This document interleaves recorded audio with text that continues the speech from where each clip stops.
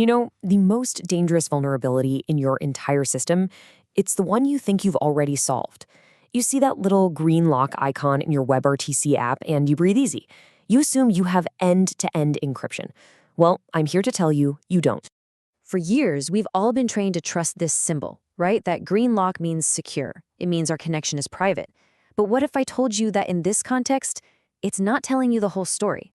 In most multi-party WebRTC calls, that lock is a half-truth, at best. Sure, the connection to the server is secure, but your actual video and audio, it's exposed, right in the middle of your own infrastructure. So let's get right to the core of it. The green lock only protects your data on its way to your server. But once it gets there, that server, your Selective Forwarding Unit or SFU, it literally holds the keys to the kingdom. It can see and hear everything. So let's break down exactly why this happens. And listen, this isn't some bug you can just go patch. It's a fundamental feature of the standard WebRTC architecture.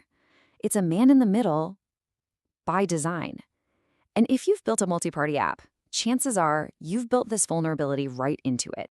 What you almost certainly have by default is something called hop-by-hop encryption.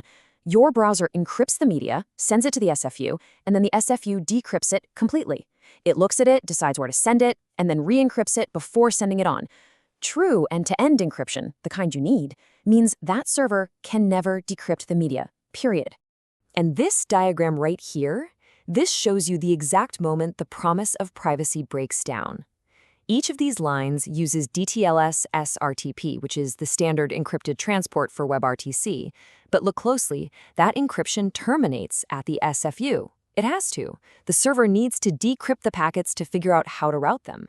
And in that moment, it sees everything. This makes your SFU what we call a privileged decryption point. It's a fancy term for a simple, terrifying idea.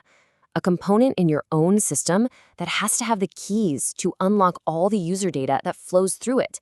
That is a massive, massive concentration of risk in one place. The whole model is built on one very shaky assumption, that you must trust your infrastructure. But come on, in modern security, the goal is zero trust. We trust nothing, we verify everything. And standard WebRTC architecture, it fundamentally fails that test. Okay, so that's the problem. It's a big one. How in the world do we fix this? Well, the first step is to seal the media frames themselves, making them tamper-proof before they even hit the network. And the magic tool for this is the Insertable Streams API, sometimes called Encoded Transform. This is an incredibly powerful browser API that basically gives us developers a hook, a way to jump right into the media pipeline and apply our own second layer of much stronger encryption. And this diagram just lays it out perfectly. Okay, on the left, the browser encodes a media frame, just like it always does. But here's where it gets cool. Before that frame gets chopped up into packets, we intercept it using a web worker. And inside that worker, we wrap the whole thing in our own layer of rock-solid encryption, like AES-GCM. The result? A completely opaque encrypted blob. We hand that back to the browser and say, here, send this. The server has absolutely no idea what's inside. You see how this changes the game, right? We're not just encrypting the packets anymore. We're encrypting the actual media frames. We're doing all the heavy crypto work in a background web worker so the UI stays super smooth. And the best part? The server is now just a dumb router for encrypted blobs that it has zero ability to read. But wait a minute. Encrypting the data is only half the battle. How do we securely share the keys for that encryption without the server learning what they are? For that, we use a beautiful piece of cryptography called Elliptic Curve Diffie-Hellman, or ECDH. Now, don't let the name scare you. It's an incredible protocol that lets two people agree on a shared secret key, even if their entire conversation is being spied on by, say, our own server. Okay, walk through this with me, because this is so clever. You've got Alice and Bob. They each create their own private and public keys. Now watch what happens.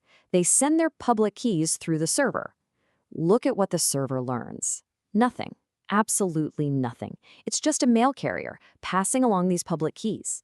It never ever sees the private keys, so it's mathematically impossible for it to figure out the shared secret that Alice and Bob now both have.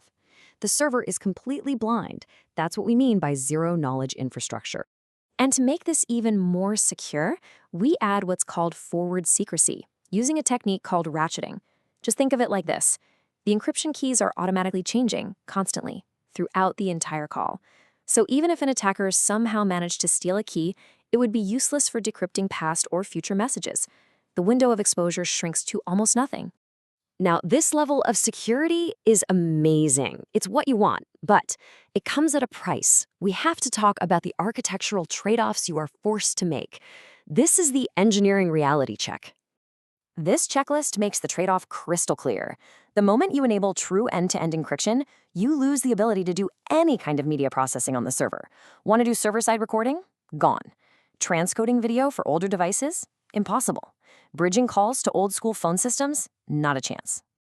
The principle here is simple and brutal. Opaque routing creates operational blindness. You cannot process what you cannot decrypt. Your SFU stops being a smart media server and becomes just a simple packet router. This is a fundamental architectural choice, and you have to make it intentionally. Okay, let's wrap this up and bring it all home. Here is your final debriefing on the real state of WebRTC's security. Here are the 5 things you absolutely need to burn into your brain. 1. That lock icon does not equal end-to-end encryption. 2. Your SFU is a privileged weak point by default. 3. Insertable streams are how you fix this, by sealing the media frames themselves. 4. Key ratcheting gives you forward secrecy, protecting your sessions over time. And 5. Real E2EE is an architectural choice that demands you sacrifice server-side features. And this is exactly what we do here at Lalit Official. We focus on deep, production-grade engineering. No marketing fluff, no buzzwords, just the architectural truths you need to build secure, robust systems that actually work.